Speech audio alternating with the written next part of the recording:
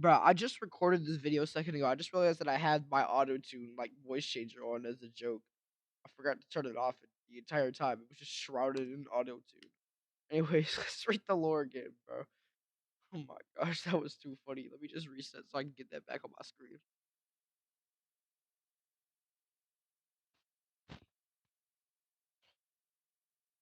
Okay, guidelines. Follow the Roblox terms and community standards. Breaking community standards is an offense which will lead to kick or ban. Game guidelines. You should follow the lore, however, using your imagination and expanding on it is very much allowed. If you do a private roleplay, use a private server. They are free. Same applies to the events unless everybody in a public server agrees to participate.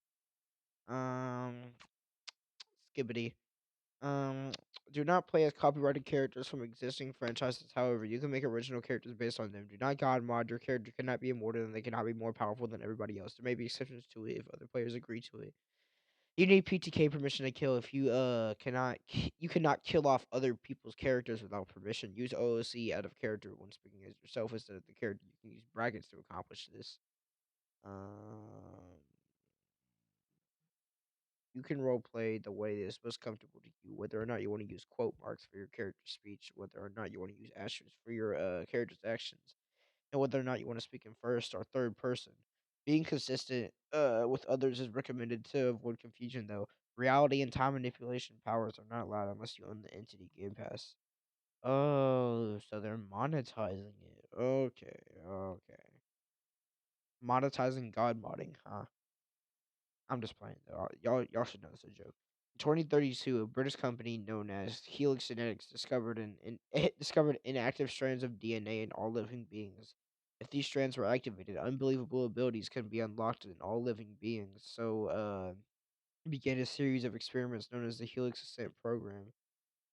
At the end, the results were a success. Genetically engineered superheroes and Helix Genetic went international. They did not intend to sell their product. Rather, they wanted to be in strict control of everything to do with it. So, as a chairman of Helix Genetics also became the chairman of a union between several countries, the Union of Earth.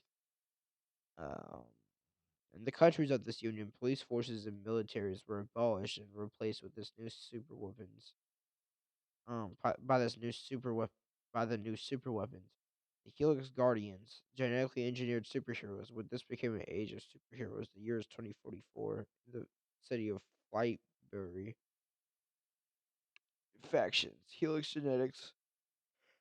Helix Genetics or Helix Genetics. Um, Helix Genetics or Helix Genetics International began as a genetic research facility ever since the development of Helix Ascent program. Since the development of the Helix Ascent program, it has become a mega corporation that is in control of the Union of the Earth, the law enforcement of each country under it. Countries that had wanted to have a taste of this new super weapon joined. However, a few countries denied this offer. Helix Guardians are genetically engineered superheroes. They are stationed in groups in each big city of each country under the Union of the Earth. These groups serve as law enforcers for their respective cities, but also the entire country in a time of need. ANIA is short for Anomaly Investigation Agency. Yeah, that's exactly the acronym. Yeah, definitely. So there's a secret government organization that hunted naturals, the beings that were born with their hidden DNA strands active. Ever since the Union of the Earth was formed, Helix Genetics rose to power. ANIA has been directly worked under Helix Genetics. They became less secretive with their discovery of entities. Ania also began to investigate them a bit. Oh, that is classified information. Sorry, I have problems saying this word right here. Also, if this level 4 skibbity toilet master or whatever he is doesn't stop like getting in my face, bro. Before working under Helix Genetics, Ania experimented on captured naturals to learn their secrets of their powers, but with no results. Not until Helix Genetics discovered it. Such experiments are no longer performed today, but naturals are still hunted as legal anomalies. Anomalies, yeah.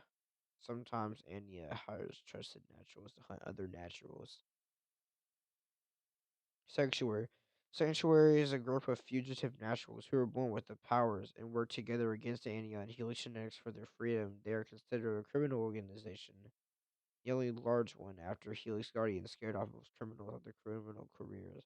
Naturals have had it tough even before Helix Genetics because of Ania, but now more than ever they are in danger of both Ania and Helix Guardians hurting them.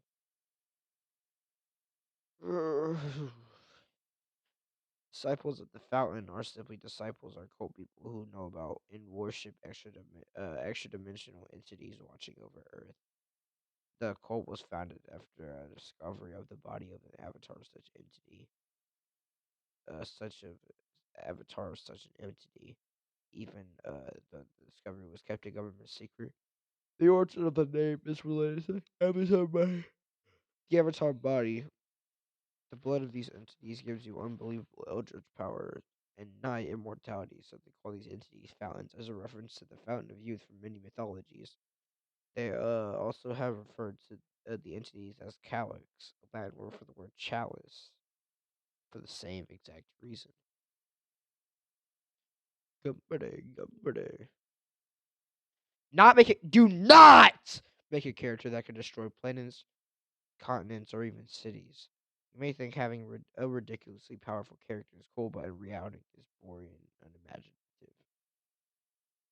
In theory, there is no difference between the powers of that of the naturals and Helix Guardians have. The naturals got their powers naturally when they were born with it, as their calling suggests, and Helix Guardians through genetic engineering. Even though naturals are considered illegal, they are considered legal and are hunted. Naturals are rather rare. Mutation led to their super awakening. When designing the powers of a character, be creative and be realistic. Tools only allow you to display your powers. You yourself designed. Please refrain from making your character too powerful. Though be considerate of others and don't power play.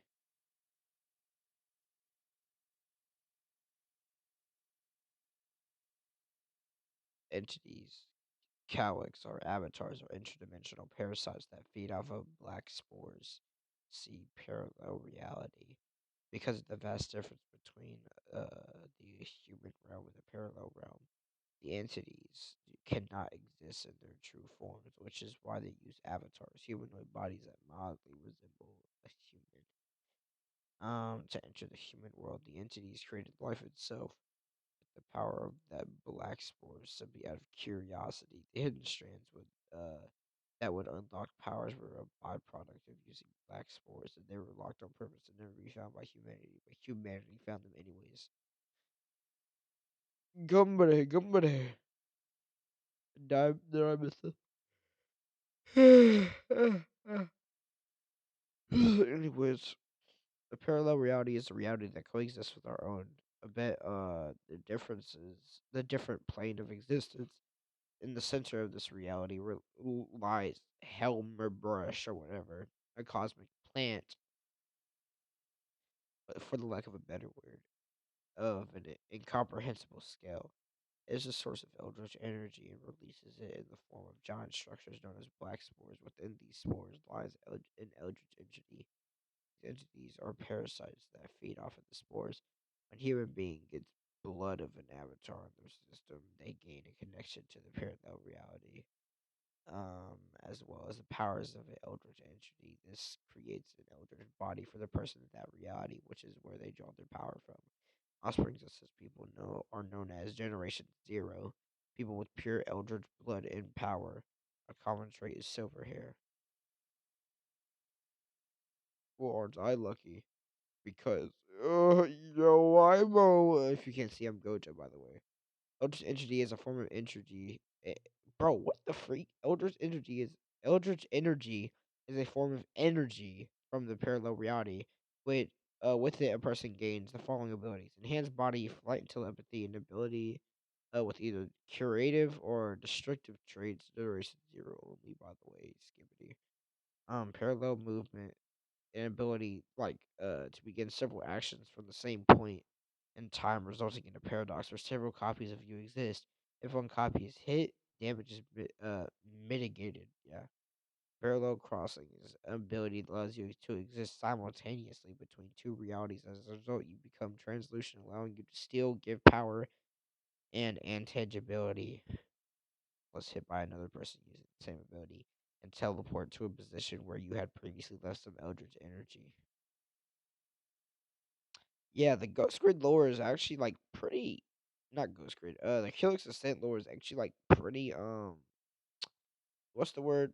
Simple, honestly. It's like there isn't really that much to it. It was only 10 minutes this time and wasn't 6 hours like it was for Lunar Wheel.